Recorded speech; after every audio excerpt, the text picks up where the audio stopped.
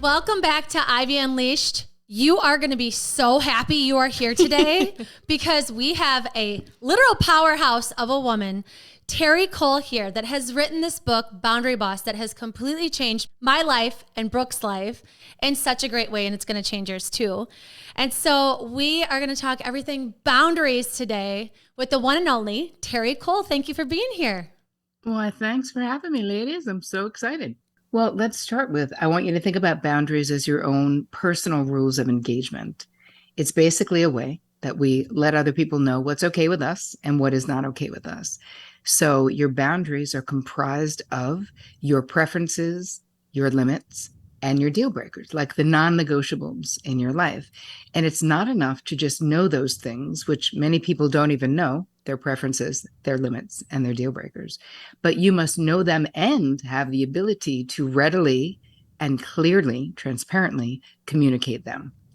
So that's what they are, according to Terry Cole. Why they're important. Think about this, and you guys know because you've read the book.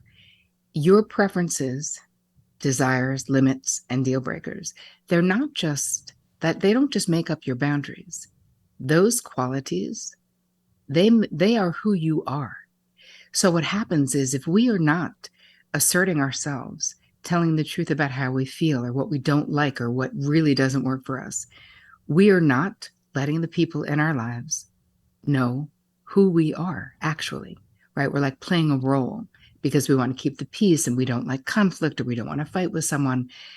But this is like institutionalized. We are trained. Most of us are raised and praised for being self-abandoning codependents in life from childhood on. Was anyone not taught to be a good girl? Was anyone not taught to not be a troublemaker? Don't be a big mouth. Don't stir the pot. Be nice above all. I don't know, the way that I was raised, it was all about being nice was like this virtue above all others. And it really was about being perceived as nice. I don't want them to think I'm not nice. So I didn't say anything. So I said yes to do the thing, even though I don't want to do the thing. And when we really get down to it, and of course, I walk you guys through it in the book, saying yes when you want to say no. Like, is that legitimately being nice? Oh, it's not. It's just lying, right? It's not being nice. Because what happens is if we continually do that, how do we end up feeling? Pissed, taken advantage of, like people are entitled. So instead of looking at our 50% of why we're doing all this crap we don't want to do and overfunctioning and overgiving and overdoing, we then suddenly start projecting it out and being like, oh, Betty is entitled. I can't believe the nerve she has asking me. And here's the thing. Real life checkup tells us that people can and will ask us to do the most ridiculous shit. Like they will listen, giver's going to give, taker's going to take. So when you're like, when is it enough? You know when it's enough?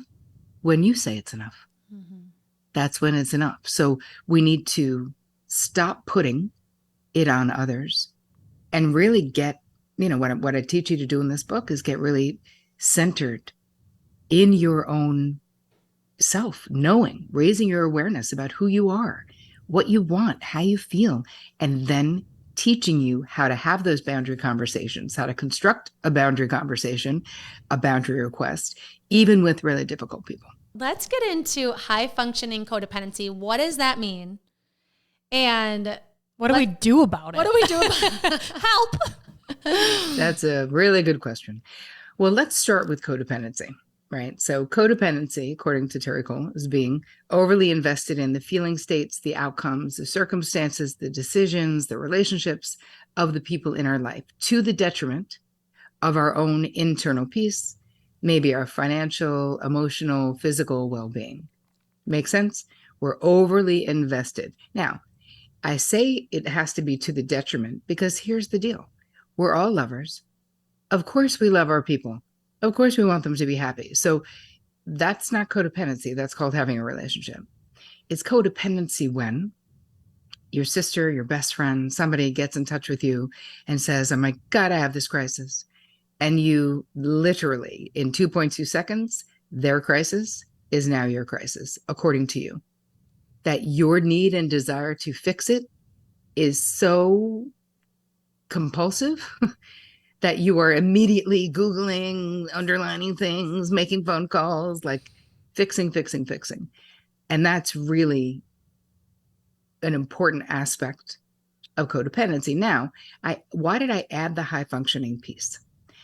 Because my style of codependency, and then all of my clients over the past 25 years, I like exactly what you just said. I wouldn't have identified as a codependent because think about it. We have this idea codependent, no more. You have to be involved with an addict. It's all about enabling someone's bad behavior. Now, yeah, that is codependency too. But that's not really what I'm talking about because I'm talking about the women in particular who are so high functioning that we just make it look easy. We are the people that people come to. We are the ones who are like, she knows what to do. I'm going to her. She's the rock in the family. She's the hero child. She's the whatever. That does not mean. So when my clients, when I would say to them, hey, what I'm noticing is a codependent pattern here, they'd be like, no, lady, you got it wrong. I'm the one everybody comes to. I'm making all the money. Like I'm doing it all. So there's no way I'm codependent. And I was like, oh, my clients don't know what codependency is. So the problem is that when you are highly capable with this codependency stuff, people do not see. We make it look so easy. People do not see the toll that it takes. And because it's a compulsion, before I was aware of it, I couldn't have stopped. No way. There was no choice, right? It was immediate reaction. If there is a need, I'm going to fix it.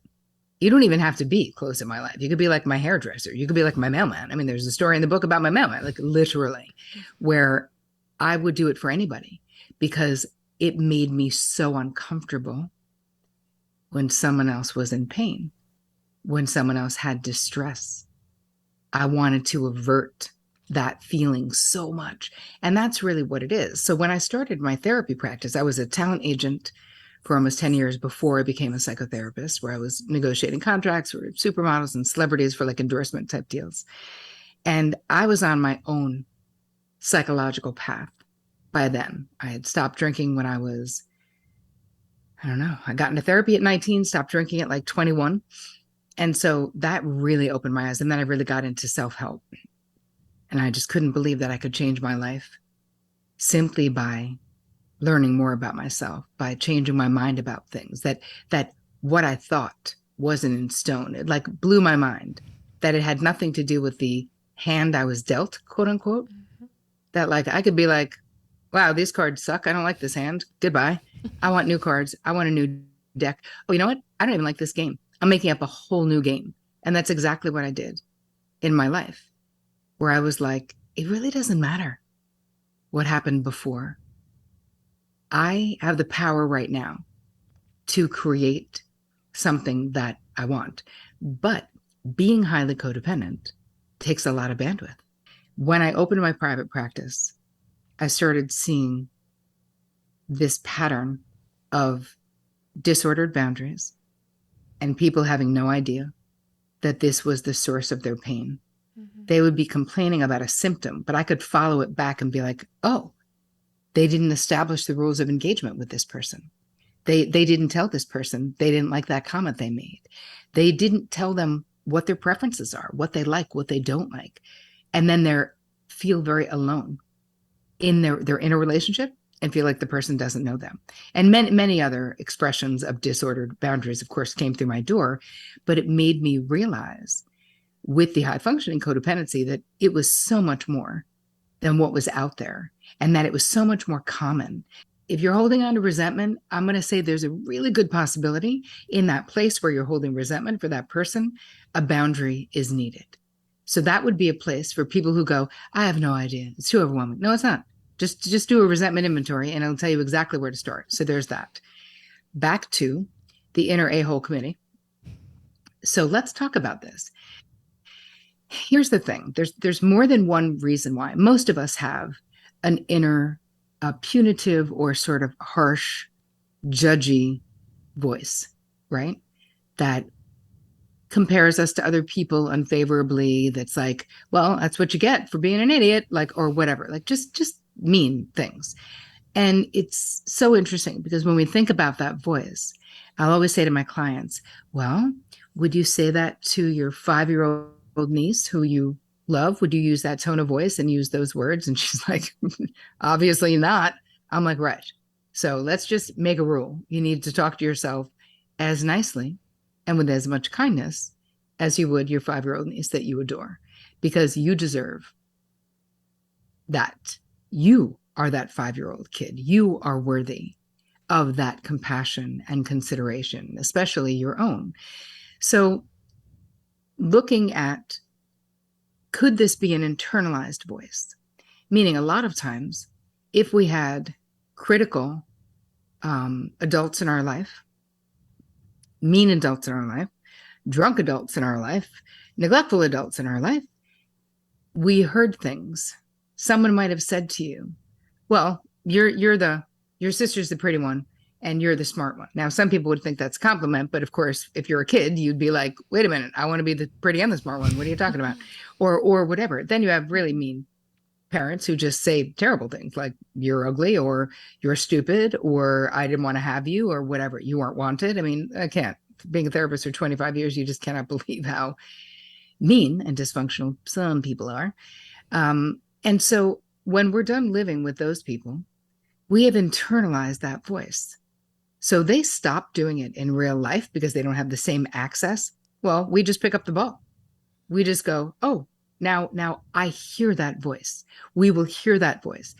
So awareness is so key when we are shifting the scripts of that inner a-hole committee. Now we're going to make it be our inner friend committee, right? We're going to flip it into supportiveness, that looking at the inner a-holes, most of the time, fear-driven, ego-driven, and how I look at it and like to look at it is that they're trying to keep you safe. They don't want you to take a risk. They don't want something bad to happen. And even if they have to shame you into it or however they have to do it, it's so fear-based, all of that stuff.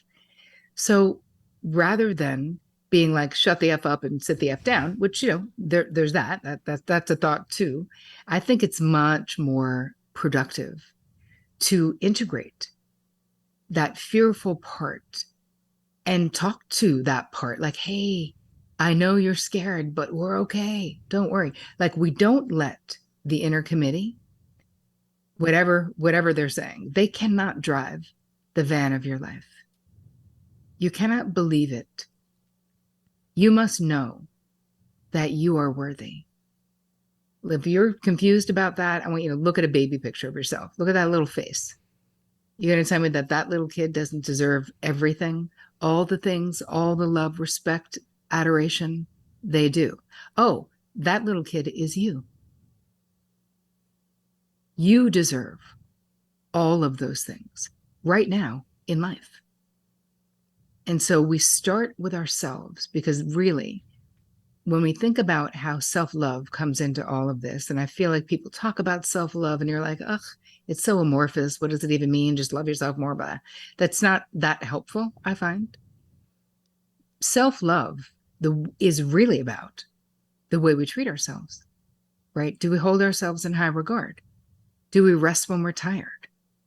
Or do we work ourselves to death? Do we not rest when we're tired? Do we overgive, overcommit? Are we hanging on by a thread because of all of this overfunctioning and people pleasing and all the crap that we're doing? Now, keep in mind how you relate to yourself sets the bar for every other relationship in your life. So if you hold yourself in high esteem, treat yourself with respect, kindness, compassion, care, rest when you're tired, don't overcommit, say no when you can't do something, give yourself permission to change your mind if you started something and you hate it, like all of those things, you will inevitably attract people who go, oh, that's how she is to be treated, how she's treating herself. That's how she is to be treated.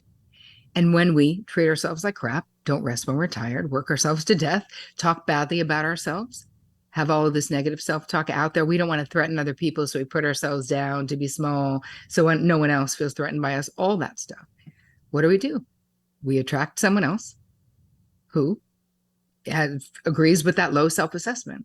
So it really is incredibly important, if what we're seeking in life is to be respected and loved and considered, that we must first respect, love, and consider ourselves. And that will start the dominoes where now this is how you will be treated.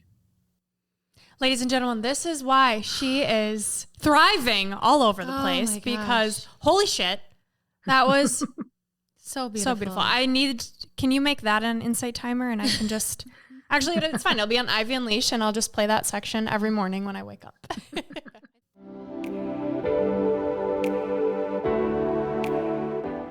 We have a returning guest, one of the best guests we've ever had, Haley McGee. Welcome back to Ivy Unleashed.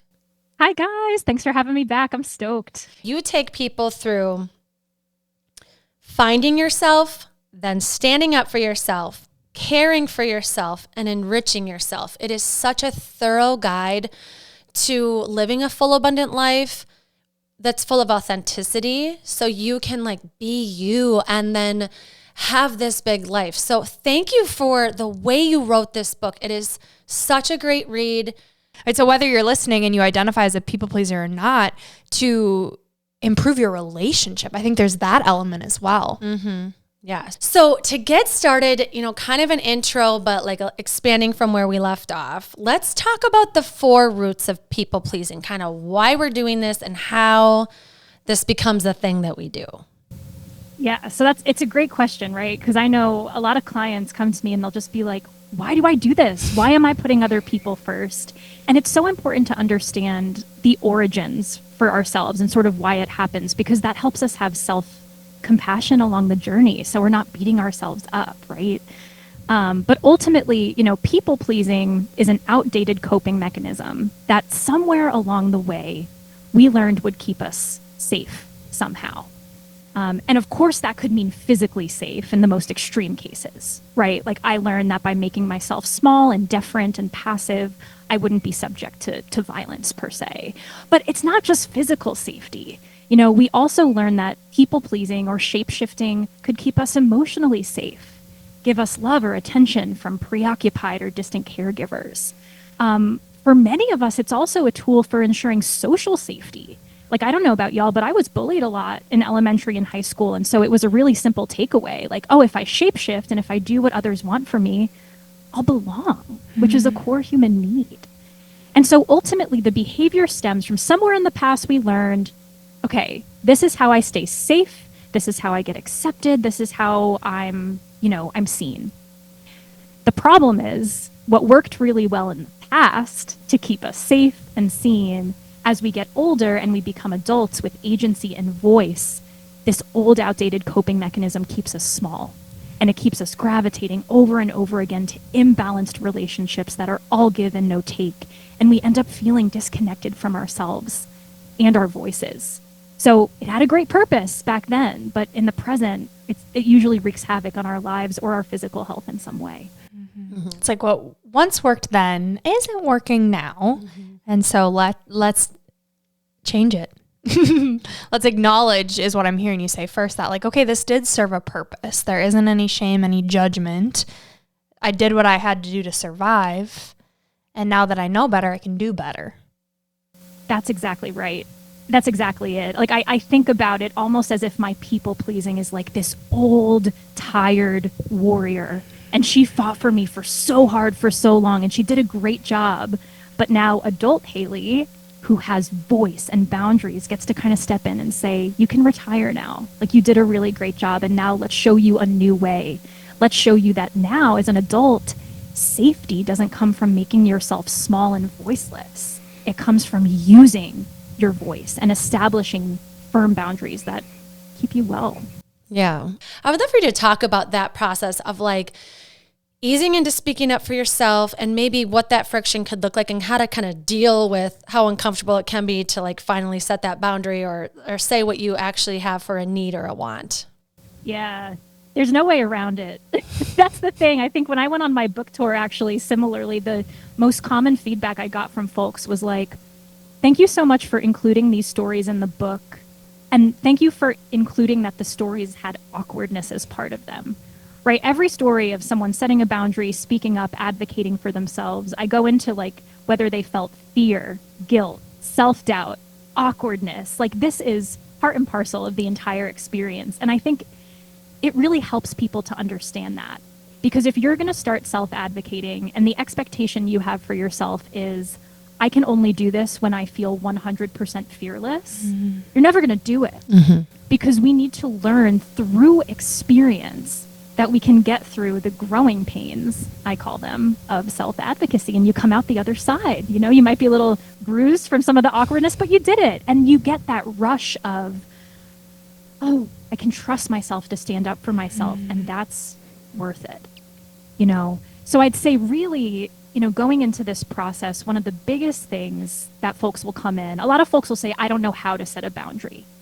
And sometimes that's true, but what I find more often is what they really mean is, I don't know how to develop the emotional resilience to get through the discomfort of what I know I need to do, right? Whether that's, I'm going to upset a family member because I can't come to the annual Christmas gathering, or I'm going to upset a friend because I need to set some limits around how long we process the same issue over and over again. Right? These are really hard conversations to have, especially if we're used to showing up in our relationships as the accommodating one or the passive one, or our sense of identity has been formed around I give and I give and I give and I give, right? So really, you know, in the book, I give a lot of sort of concrete tools and exercises for kind of soothing and reframing through guilt.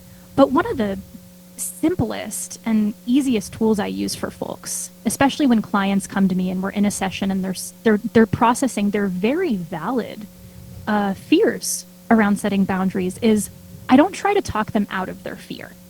I don't try to say, no, Bob, like you'll set this boundary and everything will be just as good as and easy as before, because that's just not true. Especially if we've been in imbalanced relationships, there is usually an adjustment period where people push back or people have questions. But what I say is, okay, so there might be fear and you might feel some guilt, but what is it? What would make that fear and guilt worth it? What's on the other side that makes getting through this hard moment worthwhile? And identifying that North Star often provides enough motivation and values alignment to do the hard thing. And, you know, one more thing I'll say on that, just because I think it's really crucial. Sometimes our North Star has to do with us, right? Like, I want to feel self-respecting. Like, I want to have more balance and burn out less and just have more vitality in my life, which is, you know, a beautiful outcome. However, what many of us forget is that setting boundaries is often in service of our relationships, because our boundaries enable them to be sustainable and last over time. And we can talk about this more, but I just like to say sometimes for folks, the North Star is like, hey, I'm setting this boundary with my sibling or my friend so that our relationship lasts in the long term. And that's an admirable goal. Yeah. And I think that makes it worth it. If you're doing this so that you can have the relationship, because it's not fair to them. I think that's where anger and resentment come when you suppress. And then all of a sudden, like, you're going to blow up. You can't keep it all in. So when those feelings come up of awkwardness, or, you know, you have that North Star, you know why you're doing it, but the feeling is so uncomfortable. What do you say to those people to stay in that discomfort and to not give in? Yeah, there are so many different things that are sort of like, you know, in the toolbox of what we can do with that guilt. I'd say the first one, to kind of provide a mental framework for that discomfort, is, again, really getting connected to your deepest why. Like, what is the big picture reason for why I'm about to do this uncomfortable thing? What that does is it helps us see past this present acute moment of discomfort for a longer term intention. So we kind of just talked about that with the North Star. Another really crucial tool, it's a little bit of negative motivation, so it can be a little freaky, is you do a little bit of a visioning where you say, okay, let's imagine I'm uncomfortable. What if I give in to this discomfort and I listen and I decide, okay, I'll never set the boundary. I'll never speak up. And I often encourage clients, now imagine your life in 6 months. You never set the boundary. What does it look and feel like then? Now imagine a year. Now imagine 2 years. And as time unfolds, what that exercise helps you sort of fundamentally and viscerally feel into is that sometimes the pains of change are less bad than the pains of staying the same. And we often forget to think about what the pains of staying the same would be when we're feeling so uncomfortable. So those are some sort of like cognitive reframes we can do. We can also think about, okay, how might this benefit the relationship in the long term? How is this an act of love? And that may not change our sort of emotional and physiological experience right now that, hey, my heart's racing, I'm uncomfortable, I'm nervous. And so for that side of things, I often encourage clients to practice really fundamental nervous system regulation skills to tend to the present moment discomfort, whether that's practicing deep breathing, going for a run, or like expelling that energy from the body in some way, having a conversation with a supportive friend just to talk it out and get that encouragement. So I encourage folks to combine the sort of mental reframing with the physical self-soothing. And those two things together offer a pretty powerful foundation for that. Yeah, the amount of tools in this book, I mean, honestly, I feel like it's step by step of different things you can do, different ways. Like this might not work for you, so this might work for you, or this combination together. I feel like it's one of those books you keep on the shelf and you circle back to, okay, what did she say? How could I do this? What's the graph where I put my values in? And I think that's super important when you're thinking about understanding yourself, right? Why do I keep hitting the same roadblock or the same cycle with the same person? Like, what is this meaning for me? And what I really like that you talked about and gave a lot of examples for are your values. Figuring out what your values are and how that plays into decision making. Because I think a lot of times, like the people pleasing friends I have in my life, they tend to also really struggle with decision making. And I think you do such a great job in your book of really helping you make decisions. Like, am I going to the family reunion or am I not? So can you talk about how important our values are when it comes to people pleasing, setting boundaries, and how to care for your mental health?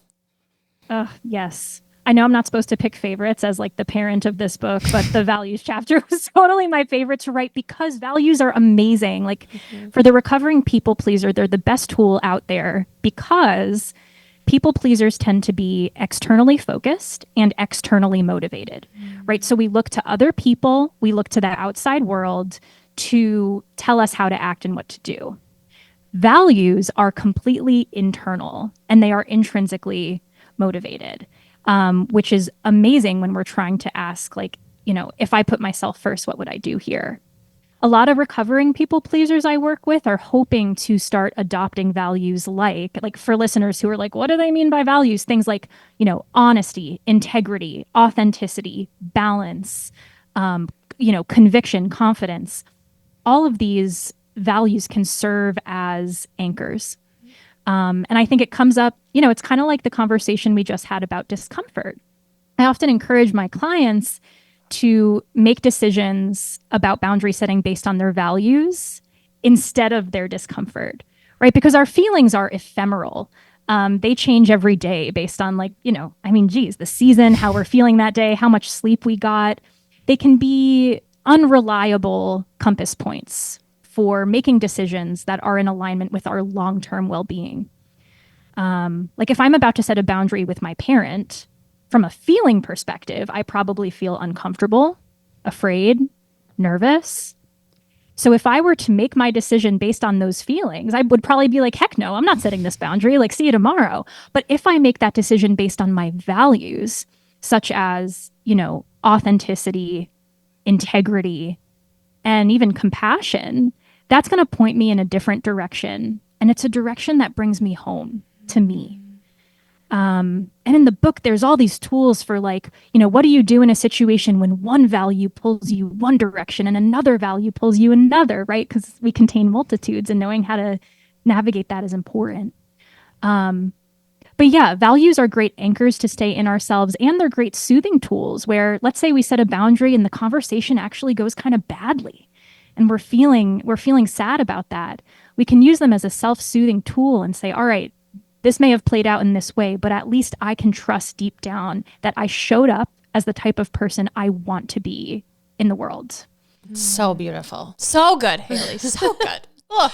Yeah, and I love values, you guys. we do too. I mean, we have an episode on all about purpose and using that list or writing down your list of 20 values that come to mind of what you want to embody, and then creating your daily habits based off them too. Mm-hmm. Am I embodying these things? So maybe not in relationships, but like yoga, like spirituality. What does that mean for me? It means I'm going to church. It means I'm reading my Bible. It means and am I living it? And so the value list is it's great for so many reasons. Do you think values can change over time? Yes. Yeah. I think our values, so they tend to be reasonably consistent. And a lot of us get them from our experiences growing up, right? Our culture, our family of origin, our faith, whatever. But then this can happen is when you experience some sort of turning point in life that can often radically reshape our values. Things like, losses, tragedies, having kids, disaffiliating from or joining a faith, or, being in therapy and learning about your tendency to people please. Anything that radically shifts the meaning we make of ourselves in the world can shift our values. And this happens a lot for recovering people pleasers. I experience a lot of folks who, are leaving a marriage or are leaving a faith or have moved across the country. And they have this really interesting reckoning where they're like, oh man, for the first 30, 40, 50 years of my life, I valued things like harmony, security, fitting in, being liked. And all of a sudden, I'm starting to feel this bubbling and I'm being called toward courage and creativity and community, whatever. And so it can be really uncomfortable when folks start experiencing those values dissonances, because it can be like, whoa, who am I? What's going on? But really what's happening is that your insides are shifting and they're kind of demanding new outsides to match. So it's an evolution, Mm-hmm.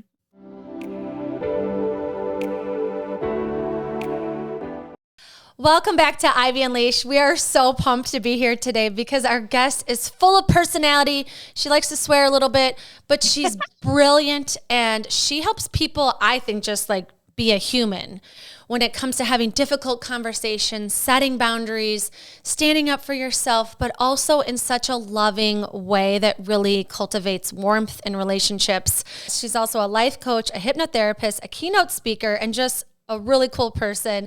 Amy Green Smith, welcome to Ivy Unleashed. Thank you so much for having me. I'm so excited to connect with you ladies today. Oh, we're so grateful.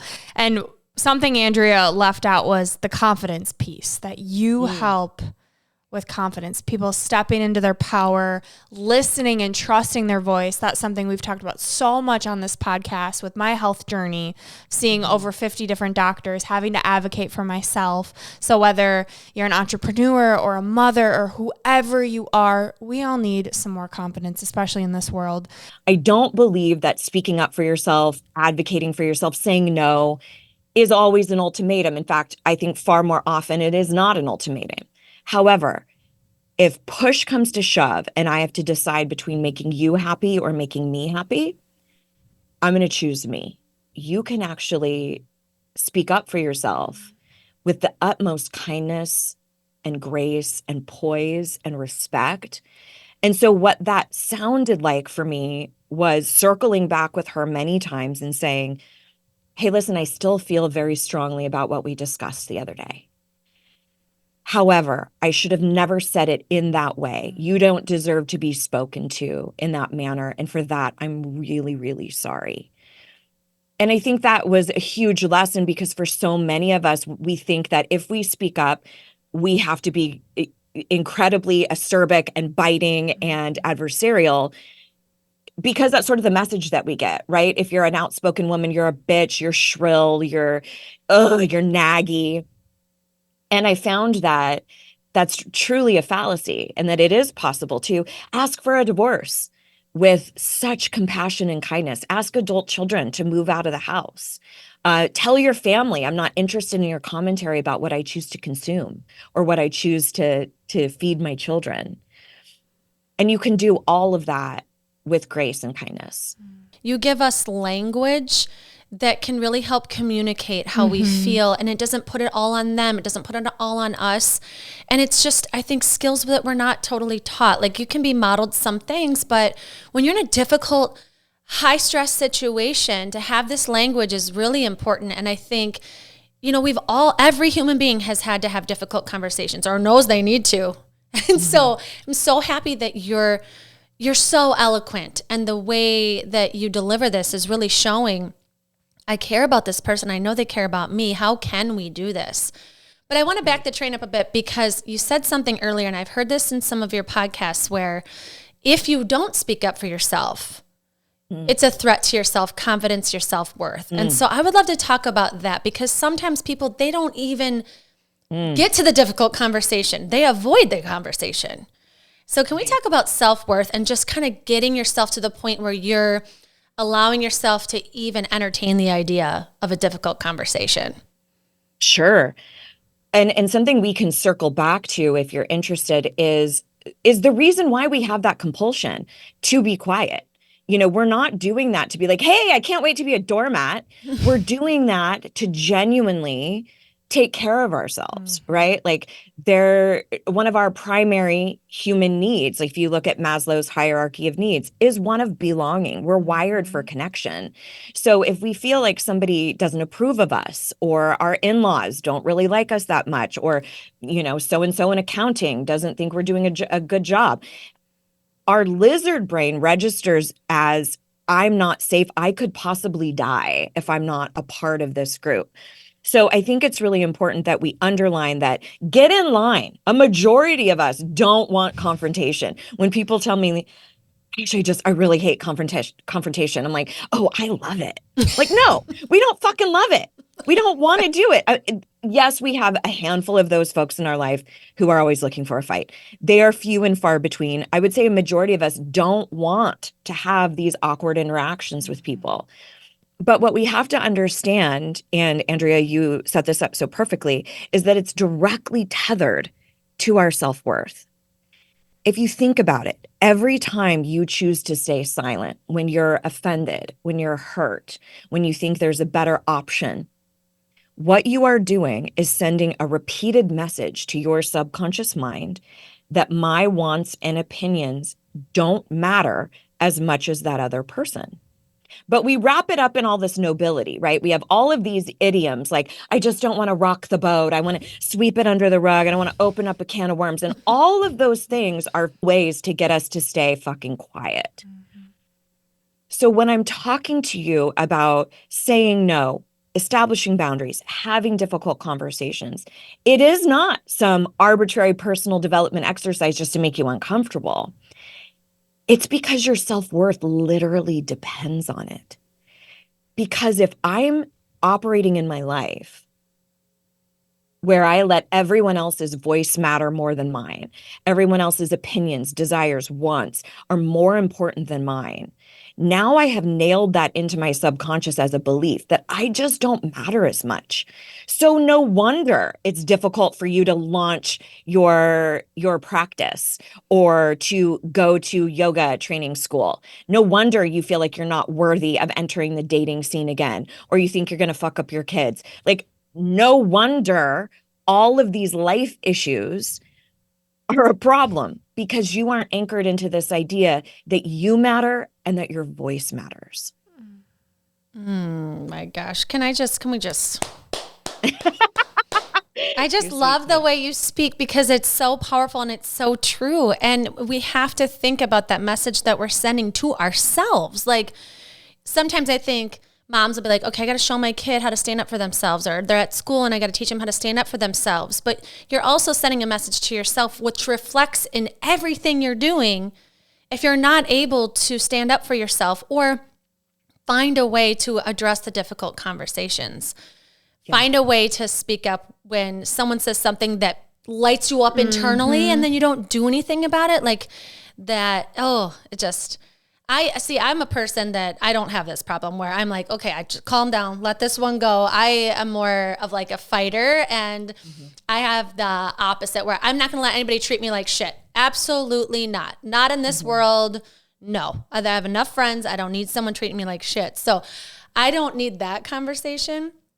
But when you have such a close relationship with your partner, with your kids, with your best friend, with your sister, with whoever, getting that conversation going can be challenging because how do I bring this up? Yes. How do I get them to talk with me about it? Because we need a one-on-one, but I don't want to freak them out, but I don't want them to think about it too much before the conversation. I have a lot I want to say, and I've also heard you speak about this, and I would love for you to talk through how to get the conversation going when you know you need to talk with someone about something that's bothering you. And it's very anxiety provoking, and you want it to be something that comes with love and a resolution. How do you kind of get that difficult conversation going? Ooh, okay. So there are a couple of things that you can do. I've got a bunch of hacks for you. But first and foremost, you got to get conversation consent. So I think all of us have had that experience where we've been taken off guard. It could be, a boss, someone you work with. It could be a partner, even a kid that's like, well, I need to talk to you right now. We need to talk. And then they just drop this bomb on you and you're completely not prepared. And also, you're way more in your defenses. So one of the ways that we can set ourselves up for success is to make sure that that person isn't operating from their fight, flight, freeze, fawn response, right? That they're genuinely able to hear you. And that's what we all really want. Whenever we're having a conversation, we want to be seen, we want to be heard, and we typically want something rectified. So we have to remember that going into that conversation, we need to think about how would I respond to me if I was in their shoes? Would I be like, yay, I can't wait to work on this? Or would I be like, oh my gosh, she's yelling and screaming. I need to run. I need to just appease, placate. We go into our defense mechanisms. So getting consent, not only is it respectful, but it sets up the conversation to be on a platform of respect and not intense emotional charge.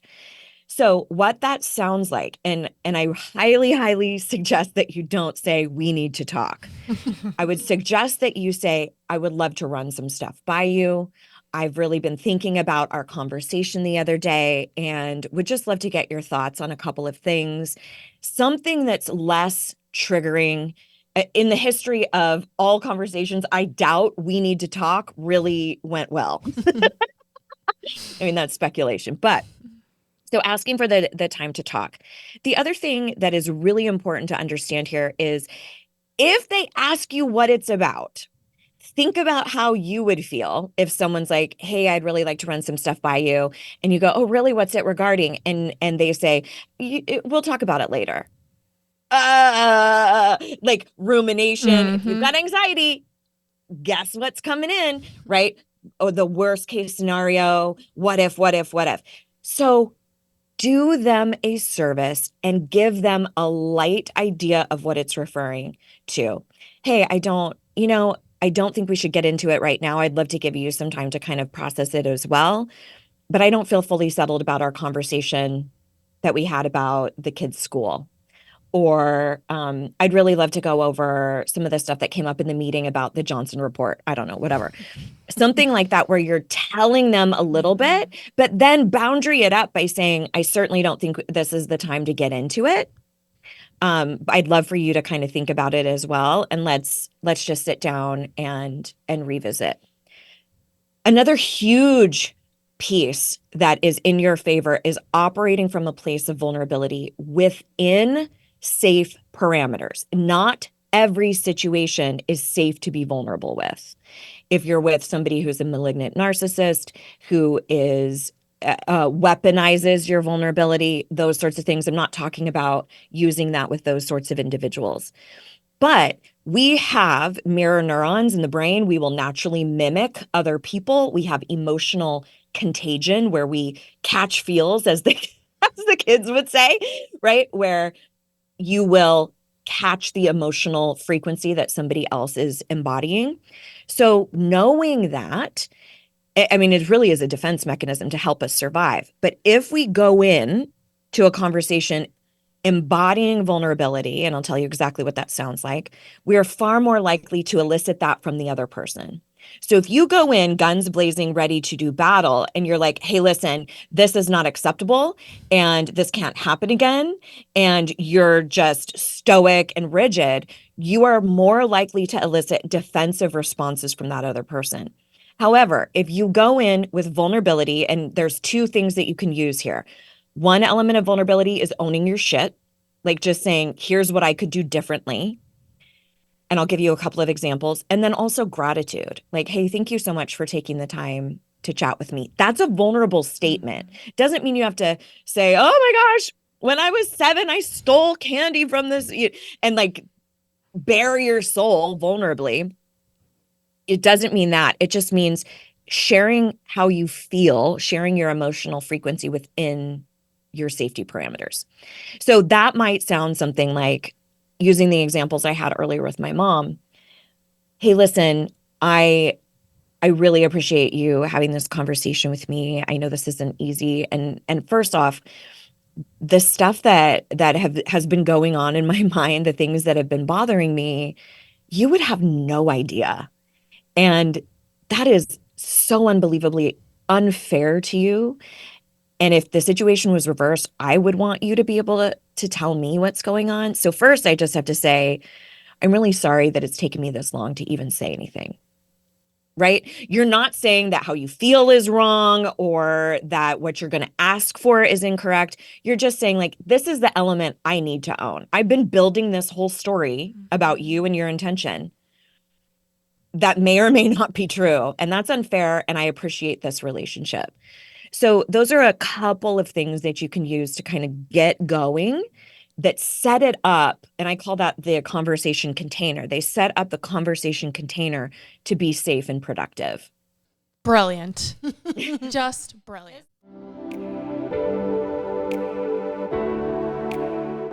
Next up, we have our 3 gold stars for our listeners. So your 3 takeaways that you think everybody needs to hear. Learn how to say no. That's the first one, is that it's okay. Stop the auto yes. That would be number 1, where buy time, right? You don't have to immediately start saying no, but how about just buy time? If we could just eliminate the insta yes, that would be really helpful. I think it's really important that we have self-reflection time in life. I meditate every morning. I exercise every day. I do not go on social media or anything, no working until 11 a.m. in the morning. Now, that's a luxury, but I work till late. I mean, I make my own hours because I own my company. I think it's very important, though, that you're filling up your own bucket every single day of your life. And the last thing I want to say as a takeaway is that it doesn't matter where you are right now. You could be like, I am a boundary disaster. Well, so was I, sister. You can do this. You want to do this. You need to do this in your life, but it doesn't matter how little you know. I promise you, whatever you know right now is enough for you to start this journey, and you will be successful because I am holding your hand the entire way through this process.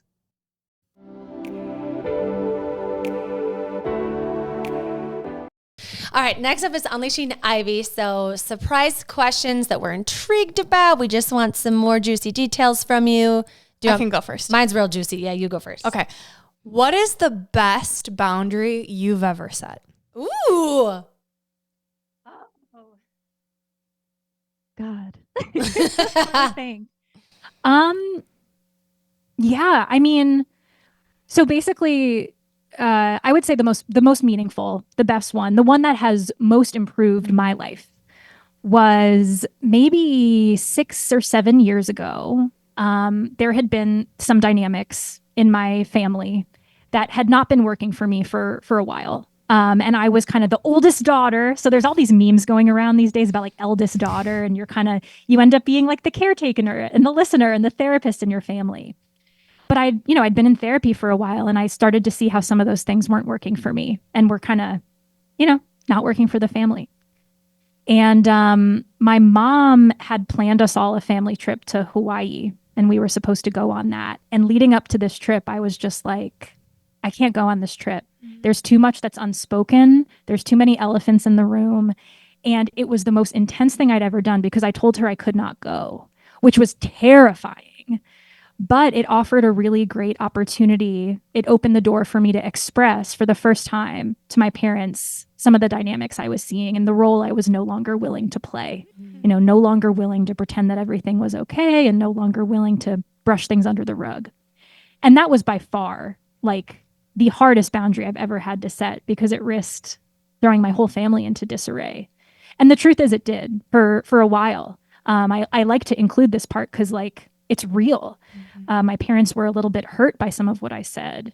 There was a lot of tension and discomfort as we had these conversations about it. But I can say it was absolutely the best thing because it allowed these invisible dynamics to be brought into the open. And as the result, a lot of healing happened in my family over time. And now when I interact with my parents, like when I think to myself, like if they were to die tomorrow, would there be anything left unsaid or any inauthenticity that was present? The answer would be no. And I have to give them props because they both handled it like so beautifully and gracefully, which is, not something every adult child gets to experience from their parents. But that was the biggie. Thank you for sharing that with us. Wow. Yeah, and a lot of oldest daughters too listening, it's good to hear an example of, how it can turn in, like eventually it will be a really beautiful dynamic, because that is hard. I can just picture so many of my girlfriends that are oldest that are keeping the peace or, they play all those roles that can be really exhausting to play. And then once you're tired of them, doing something about it. So I'm so proud of you. That had been really hard. Past me is like, thank you so much. It was so scary. It was scary. We did it. Right. Yeah. In retrospect, you can really see it's like, it's worth it.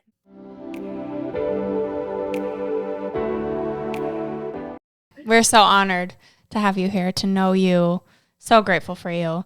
And Amy, we leave our listeners with a piece of gold, a quote that speaks to you. Would you please leave our listeners with yours? Sure. There's a great quote by Irma Kurtz that says, "Givers have to set limits because takers rarely do." This is Gold Ivy signing off. Listen to your truth and go chase your gold.